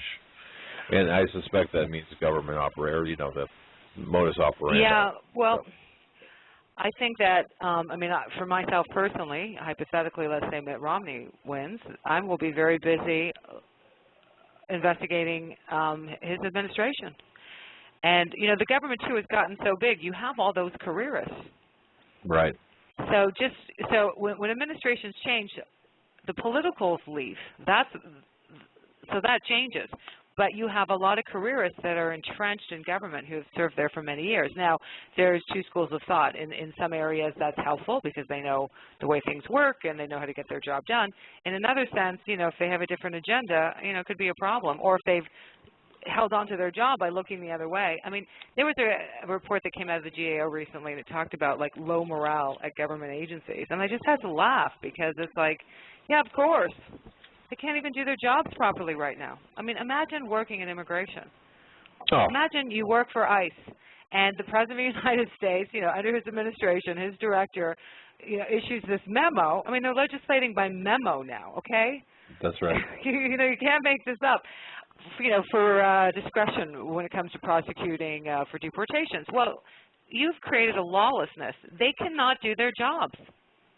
No, what's it like going to work every day with your hands tied? Because you can be reprimanded. Yeah, I mean. So you think there's low morale in the government? Yes, you're surprised by that? Of course. Well, wow. Yeah, exactly. No, so what you're saying is the faces, names will change, but everything else is going to basically, the infrastructure that has been built and has been entrenched is going to stay the same. Yeah, there's a lot of cleanup that needs to be done.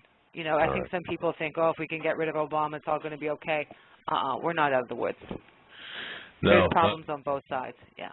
Yeah. And there's problems with Washington as a whole. I mean, think about these people. Remember remember when the DMV got a really bad rap, you know, for being a miserable place? Well, there's other federal agencies that make the DMV look like Disneyland. Have you visited any of these agencies lately? You should. Yeah, and for example, you want to give me an example? Yeah, the USCIS. Absolutely. You know me, I love reporting on immigration and the crime and corruption. I was wondering if that was going to come up. I do that for sport. It's so easy. It's pathetic. It's like, oh, another federal official was indicted for taking a bribe. Shocking. Exactly.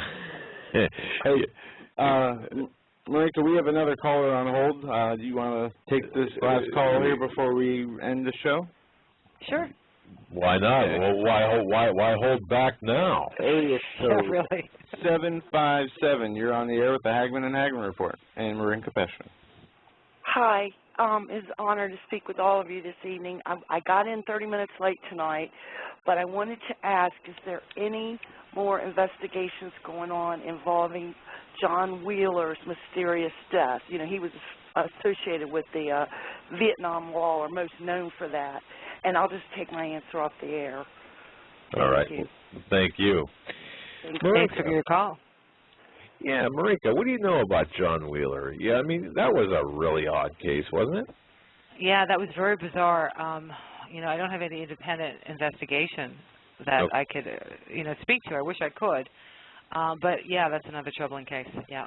Yeah, and all right, so for the caller, for the sake of the caller, we'll just tell you right now, okay, you know, that's Marika does not have the investigative focus on that. Now, we've done articles about Jack Wheeler and about his wanderings, and this happened, what, I believe it was December of '09, I think, where he was, you know. I think so, yeah.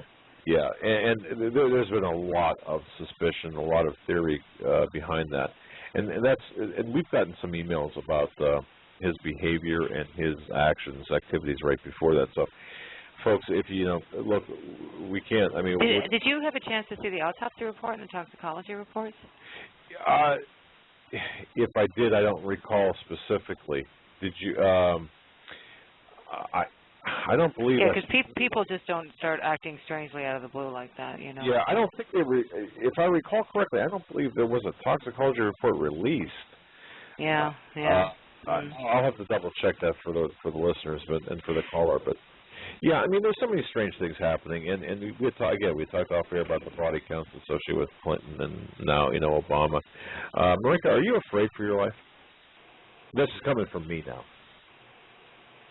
No, I mean, I had some problems initially. Like, Linda's lawyer ended up, you know, when the truth became negotiable, I walked away from the project, which was not easy, but she was, initially when I met her, she was going to, you know, come clean. She was facing criminal charges. Right. And in a situation like that, a book can hurt you, or, you know, it can put you in jail, or it can exonerate you. You have to be accurate. Well, when the charges were dropped, suddenly, you know, we could negotiate with the truth, and she would focus far more on the gossipy stuff, and it's like, no, that's not. I mean, if you want to write that, you can write that, but I'm not going to have anything to do with that, especially considering when I know what really happened. Are you kidding? Then I'm covering up for the Clintons. I'm not going to live my life like that. And to her, long story short, her lawyer called me, accused me of, like, sabotaging her book in the Washington Post, and when something like that happens, when it becomes public, strange things do happen, yeah. And there definitely were concerns, and you do take precautions, definitely, yeah. But right now, I'm good, and good. God willing, I'll stay that way, yeah. Well, you know, I know that you've gotten a lot of flack over the truth. You know, anytime someone gets over close to a target, they get a lot of flack, and of course, you know. Well, they try to shut you down. Yeah. Yeah. That's all they can do. You know, they hope no one's paying attention, and they're good at that. I mean, look what's coming out of the RNC. They're talking about, you know, some absurd and ridiculous comments from some journalists, and you're just like, okay, that's the news. Look what's going on in America right now. But that's the news. Yeah. Yeah, indeed. It is like, it's not even news. It's just, you know. It's the country has ADD when it comes to news stories, and the worst part about it is they just take the newscaster's word for it. I mean, even now, I'm sure every American has had to have heard how bad and how much the mainstream media lies at least 2 or 3 times in their lifetime. You'd think by now they'd start to look into things for themselves, but unfortunately... Or they stop watching, yeah. They're still watching. Oh, we can't trust them, but what happened? I know. It's unbelievable. It makes me, you know, so frustrated. You know, I mean, how can you help people? You know, you lead a horse to water, but you can't make them drink. Yeah. And that's how I feel about the people who fall in this, you know, trap they're in. Marika, well, that's one of the reasons why I wrote The Whistleblower, because it's like, hopefully it's comprehensive. People who are perplexed, what happened to Washington? Well, when you read the book, you'll see what happened to Washington and why it's broken. Yeah, I'll tell you. Making sense. Yeah. Yeah. Well, you just buzzed out there for a second. I got to tell you, I want to thank you so much for your generous gift of your time tonight. And I know, again, we were kind of scattered all over the place, but folks, you got to get your hands on a copy of The Whistleblower. It is basically a template for what's going on today and a historical accounting of what happened in the Clinton administration. Marika, thanks for having me. Any closing thoughts, words of wisdom, pieces of advice? Stand, but also protect yourself. Document, make copies, and just do the right thing, because you look where we are now in this world. It's been too easy for people to just look the other way, and now we're in trouble. And evil it starts small. During the Clinton era, there were a few people that so they indicted a few people, and they smeared a few people, and look how it's grown. Right, and yeah, and I'm not going to expand on that. You've done that's perfect. I'll leave it at that. I have one more question from somebody in chat. They ask, how do you keep the attack dogs off of you? That we know the government disappears people for speaking their secrets and putting them under the investigation and the spotlight. What do you do to make sure you remain safe? Well, I do the same thing that you guys do. You take precautions. Yep. And you have to live your life, right? Yep. We're only here for one round, so I'm not trying to be cavalier. Sometimes it can be very disturbing, but right now I'm good. And unfortunately, I've worked other tough stories that ended up in, where I received some threats. And through experience, you learn how to adjust your life accordingly. Wow. We can't tell you our secrets. We can't. I can. I can't tell you, but we take precautions, yes. I watch my back. I stay protected, and I try not to take the same route twice on my normal. But what I think helps is the more vocal you are, it's harder for them to then get you. And we were talking about that at length today. People say, well, if your story or if your accounting is so vital, then they could just wipe you off the map.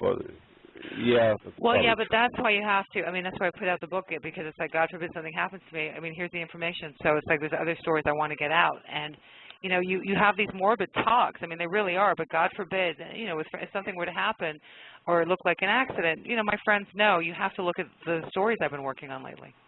And that's where you have to look. Wow. Well, Marika, thank you for being so gracious for your time. And I know that you're a busy lady, and you've got a lot of irons in the fire. So we're not going to impose upon you any longer. I want to thank you again. Folks, the name of the book is The Whistleblower, and Marika Peshman's site will be accessible off our website. That's marikapeshman.com. But it'll be accessible via Homeland Security. Marika, thank you. Well, thank you, and God bless. Good night. Good night. Bye-bye. Folks, that was Marika Peshman, and I got to tell you something. What a fantastic lady. Yeah, she's a great girl. She's a good friend, and the book is well worth the read, because it really gives you insight into today's. Yeah. And let me just say one thing, if I can, real quick, and then I'm going to shut up. It's kind of unfair when we have a person on, and with all due respect to Jason, thank you very much for your call, but with all due respect to the guest, look, we've got to stick to in my opinion, everything is fair game, but with respect to what she came on to talk about, she did not investigate the 9/11 aspect, and I just want to say that. I do know where Jason was coming from, because,